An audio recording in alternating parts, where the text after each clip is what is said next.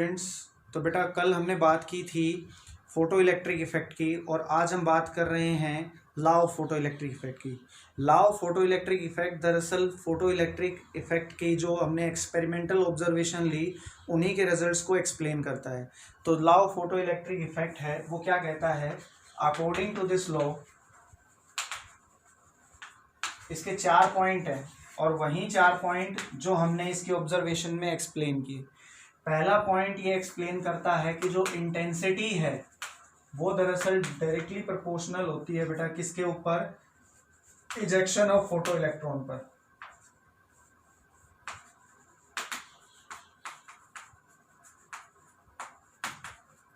Ejection of photo electron के ऊपर intensity dependable है, इसीलिए हमने कहा था कि intensity of photoelectric current का जो वेरिएशन है वो एक स्ट्रेट लाइन होगा, एक लीनियर वेरिएशन होगा। ये पहली ऑब्जर्वेशन का पहला पॉइंट है और यही फोटो इलेक्ट्रिक इफेक्ट का लॉ का फर्स्ट पॉइंट है। दूसरा पॉइंट हम कहते हैं कि भाई कुछ फोटो सेंसिटिव मटेरियल होते हैं हमारे पास, फोटो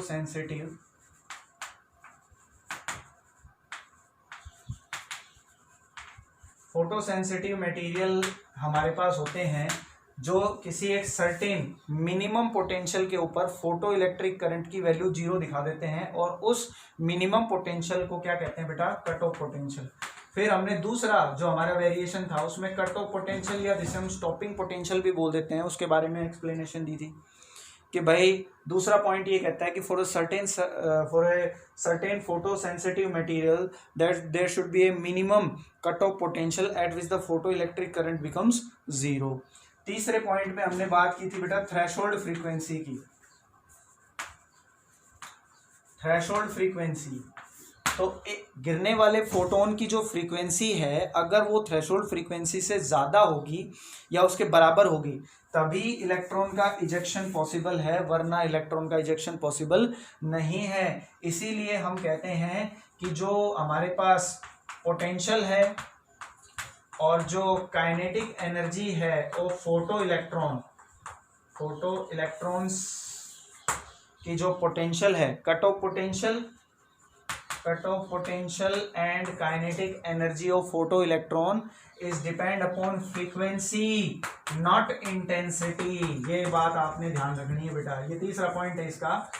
पहले पॉइंट में हमने इंटेंसिटी के बारे में बताना है, दूसरे पॉइंट में हमने फोटो सेंसिटिव मटेरियल के अंदर किसी कट ऑफ पोटेंशियल के बारे में बताना है, तीसरे पॉइंट में हमने थ्रेशोल्ड फ्रीक्वेंसी के बारे में बताना है और उसमें हमें ये भी बताना है कि जो पोटेंशियल होगा या काइनेटिक एनर्जी होगी एक फोटो इलेक्ट्रॉन की वो फ्रीक्वेंसी पर डिपेंड करता है, गिरने वाले फोटोन के फ्रीक्वेंसी पर डिपेंड करता है, ना कि गिरने वाले फोटोन की इंटेंसिटी पर।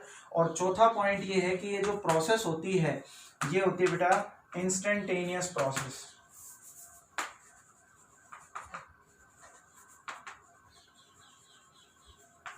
ये एक इंस्टेंटेनियस प्रोसेस होती है जिसमें लगभग एक इलेक्ट्रॉन को इजेक्ट होने में कितना टाइम लगता है, 10⁻⁹ सेकंड।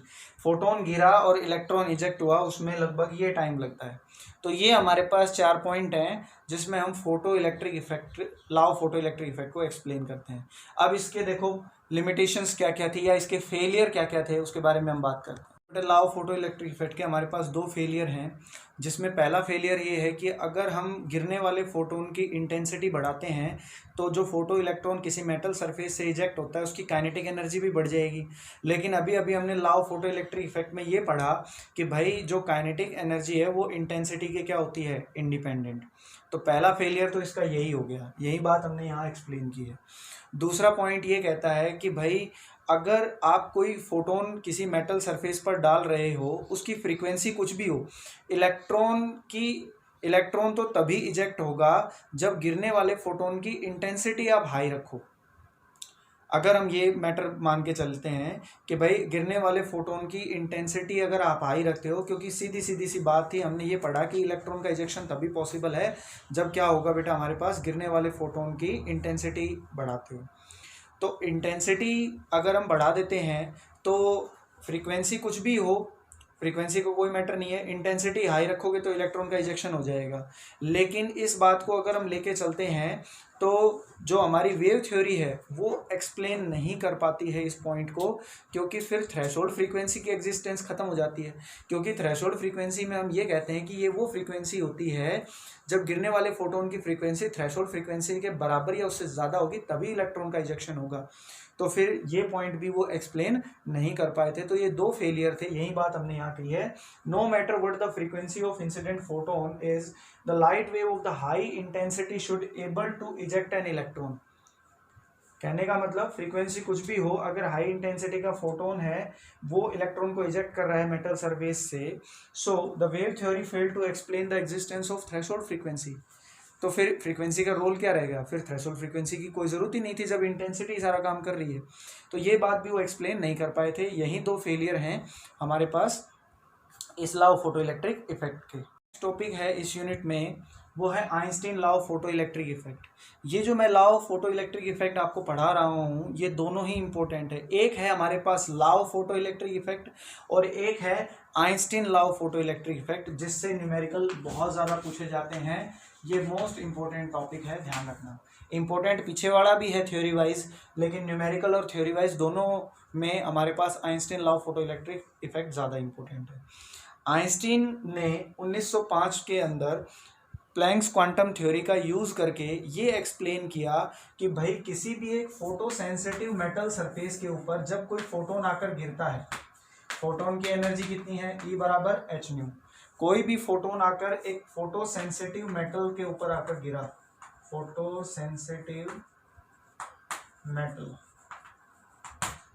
फोटो सेंसिटिव मेटल के ऊपर कोई फोटोन आकर गिरा, तो ये जो एनर्जी थी फोटोन की, ये आइंस्टीन ने कहा दो हिस्सों में यूज होती है। पहला हिस्सा इस एनर्जी का इलेक्ट्रॉन को इजेक्ट करता है, the first part of the energy eject the electron, and the second part of this energy accelerate the photo electron. क्योंकि जो इलेक्ट्रॉन इजेक्ट हुआ वो तो फोटो इलेक्ट्रॉन ही होगा, और उस फोटो इलेक्ट्रॉन को जो एक्सेलरेट करता है वो इस एनर्जी का दूसरा पार्ट है। कहने का मतलब था कि भाई आइंस्टीन ने ये कहा कि एक फोटो सेंसिटिव मटेरियल पर जब आप एक फोटोन डालते हो तो उस फोटोन की एनर्जी दरअसल दो हिस्सों में यूज़ होती है, जिसमें से एक हिस्सा उस एनर्जी का किस में यूज़ हो जाता है, इलेक्ट्रॉन को इजेक्ट करने में, और दूसरा हिस्सा यूज़ हो जाता है उस इलेक्ट्रॉन को, उस इजेक्टेड फोटो इलेक्ट्रॉन्स को एक्सेलरेट करने में, उसको काइनेटिक एनर्जी देने में।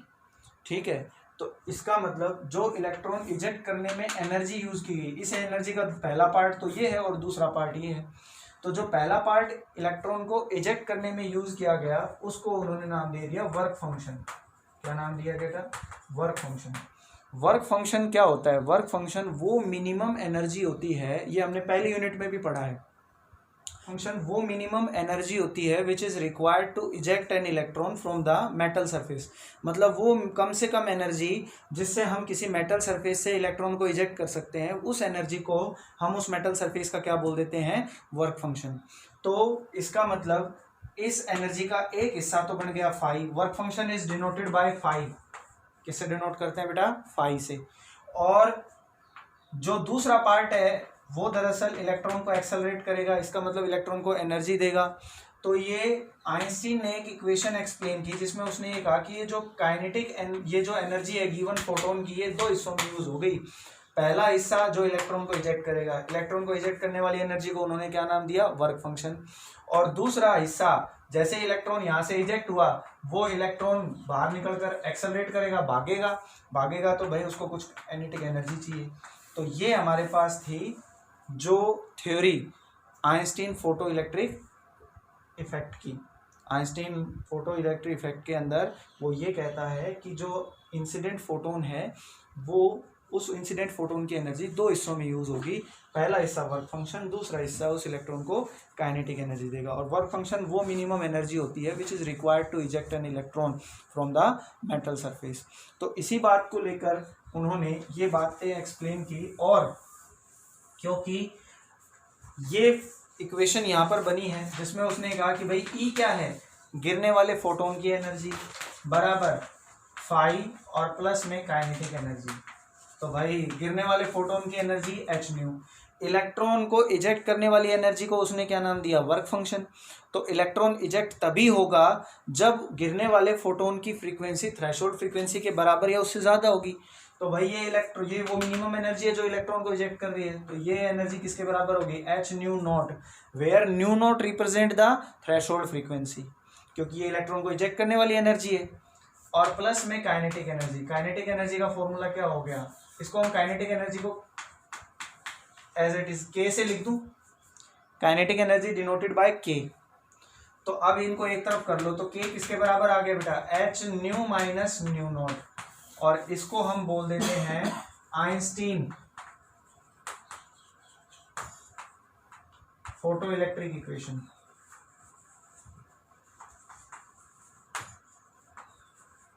क्या बोल देते हैं, आइंस्टीन फोटो इलेक्ट्रिक इक्वेशन, जिसमें हम काइनेटिक एनर्जी एक्सप्लेन कर रहे हैं एक फोटो इलेक्ट्रॉन की, which is equal to H nu minus nu naught. Nu is the photon, incident photon की फ्रीक्वेंसी, न्यू क्या है, इंसिडेंट फोटोन की फ्रीक्वेंसी, और न्यू नॉट क्या है, थ्रेशोल्ड फ्रीक्वेंसी। एक एक पॉइंट आपको पता होना चाहिए कि न्यू क्या है, न्यू नॉट क्या है, क्योंकि सीधा फॉर्मूला न्यूमेरिकल आएगा, आपको सीधा फॉर्मूला पुट करना है और आंसर देना है बेटा। इसी को अगर मैं वेवलेंथ की फॉर्म में लिखना चाहूं तो फ्रीक्वेंसी किसके बराबर होती है, सी बाय लैम्डा के। तो यहां से हम लिख सकते हैं एच, सी कॉमन आ जाएगा, न्यू को क्या लिख सकते हैं, 1 upon lambda minus 1 upon lambda naught. ये है थ्रेशोल्ड वेवलेंथ, ये वेवलेंथ की फॉर्म में है आइंस्टीन इक्वेशन, ये किसकी फॉर्म में है, फ्रीक्वेंसी की फॉर्म में है। तो आपने इस तरह से इसको एक्सप्लेन करना है। और ये फॉर्मूला, इसको मैंने नाम दे दिया इक्वेशन नंबर ए, इसको और करके हम इसको इक्वेशन नंबर बी भी दे सकते हैं। तो इसकी जो थ्योरी हमारे पास आई वो ये दो बातों से एक्सप्लेन होती है। तो ध्यान रखना, जो थ्योरी आपको एक्सप्लेन की है बेटा वो इस इक्वेशन पर बेस्ड है कि भाई गिरने वाले फोटोन की इंटेंसिटी, काइनेटिक गिरने वाले फोटोन की एनर्जी है वो दो हिस्सों में यूज होती है। पहला हिस्सा इलेक्ट्रॉन को इजेक्ट करेगा, दूसरा हिस्सा इसको एनर्जी प्रोवाइड करेगा, एक्सेलरेट करेगा, जिसको हम इस तरह से आगे एक्सप्लेन कर सकते हैं। ठीक है, तो नेक्स्ट टॉपिक है बेटा हमारे पास law of Einstein photoelectric effect. जैसे Einstein law of photoelectric effect था, अब है हमारे पास law of Einstein photoelectric effect. तो पीछे में हमने आइंस्टीन इक्वेशन की एक्सप्लेनेशन दी जो हमारे पास आई थी, के बराबर H nu minus nu naught. तो अब हम इसकी बात करते हैं इसके लॉ की। इसमें भी हमारे पास 4 पॉइंट हैं, तो उन 4 पॉइंट को अगर आप एक्सप्लेन कर देते हो तो ये लॉ आपको एक्सप्लेनेशन मिल जाएगी। तो इसकी एक्सप्लेनेशन बिल्कुल वही है जैसे हमने पीछे एक्सप्लेन किया था। पहली बात तो वही रखनी है हमें कि भाई इंटेंसिटी है वो डिपेंडेबल है, मतलब फोटो इलेक्ट्रॉन का जो इजेक्शन है, फोटो इलेक्ट्रॉन इजेक्शन है वो किस पर डिपेंड करेगा, इंटेंसिटी पर। When we increase the intensity we get the large number of photoelectron ejection. ठीक है, and we get the large number of photoelectron ejection, so the photoelectric current will be high. Second जो point है, third point और fourth point है वो इसी पर dependable है।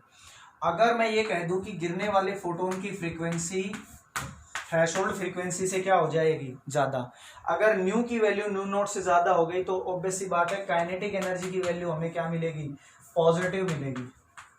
क्या मिलेगी बेटा, पॉजिटिव। और ये चीज़ पॉसिबल भी है, ये चीज़ पॉसिबल भी है, क्योंकि पहले पॉइंट में हम यही एक्सप्लेन करते हैं कि भाई अगर गिरने वाले फोटोन की फ्रीक्वेंसी थ्रेशोल्ड फ्रीक्वेंसी से क्या हो जाती है बेटा, ज़्यादा हो जाती है, गिरने वाले फोटोन की फ्रीक्वेंसी थ्रेशोल्ड फ्रीक्वेंसी ज़्यादा हो जाएगी, तो काइनेटिक एनर्जी जो इजेक्टेड फोटो इलेक्ट्रॉन्स हैं उनकी काइनेटिक एनर्जी हमें क्या मिलेगी, पॉजिटिव।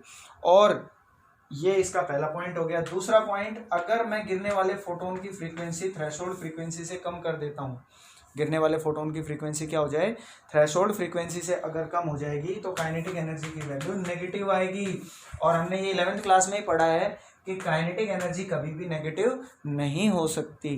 तो इसका मतलब क्या हुआ कि ये केस पॉसिबल ही नहीं है। इसका मतलब अगर फोटो इलेक्ट्रिक इफेक्ट हमें देखने को मिलना है तो उसके लिए गिरने वाले फोटोन की फ्रीक्वेंसी थ्रेशोल्ड फ्रीक्वेंसी से क्या होनी चाहिए, ज़्यादा। पीछे हमने ये एक्सप्लेन किया था कि गिरने वाले फोटोन, इंसिडेंट फोटोन और फोटो इलेक्ट्रॉन के इजेक्शन में लगभग कितना टाइम लैग होता है बेटा, 10⁻⁹ सेकेंड। लेकिन law of photo electric, Einstein ने ये एक्सप्लेन किया कि जो इंसिडेंट फोटोन है और जो इजेक्टेड फोटो इलेक्ट्रॉन है उसके बीच में कोई भी टाइम लैग नहीं होगा। कोई भी टाइम लैग नहीं होगा। ये 4 बातें एक्सप्लेन की थी आइंस्टीन ने अपने लॉ के दौरान। तो ये हमारा आज का टॉपिक था और अब हम इस पर बात करेंगे न्यूमेरिकल्स वगैरह के बारे में।